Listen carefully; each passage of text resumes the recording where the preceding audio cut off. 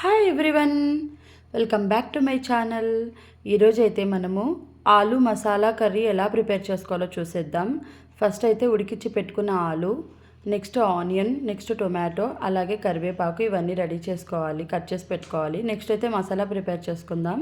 ఇప్పుడు వేయించిన పల్లీలు, అలాగే కొన్ని కొబ్బరి ముక్కలు, పసుపు, కారం, తగినంత ధనియాల పొడి, అలాగే 2 లవంగాలు, దాల్చిన చెక్క, అలాగే తగినంత ఉప్పు వేసుకోవాలి. నెక్స్ట్ అయితే వెల్లుల్లి రెబ్బలు యాడ్ చేసుకోవాలి. ఇదంతా బాగా మిక్సీ చేసుకోవాలన్నమాట. నెక్స్ట్ అయితే స్టవ్ మీద ఒక కడాయి పెట్టుకొని దాంట్లో కొంచెం ఆయిల్ వేసుకోవాలి.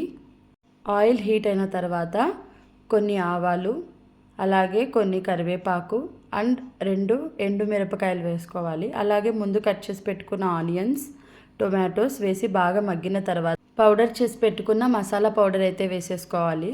అలాగే కొన్ని 2 గ్లాసెస్ ఆఫ్ వాటర్ కూడా యాడ్ చేసుకోండి. ఈ మసాలా అంతా బాగా ఉడకాలి.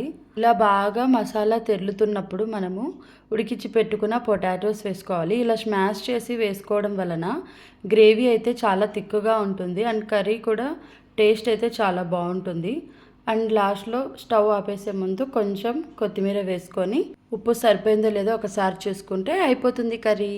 ఈ కర్రీ మీకు నచ్చినట్లయితే లైక్, షేర్ అండ్ కమెంట్ చేయండి. అలాగే ఈ కర్రీ మీ ఇంట్లో కూడా ప్రిపేర్ చేసి నాకు కమెంట్ సెక్షన్లో చెప్పండి ఎలా వచ్చిందనేసి. అంతే ఈ వీడియో. ప్లీజ్ సబ్స్క్రైబ్ చేసుకోండి. బాయ్.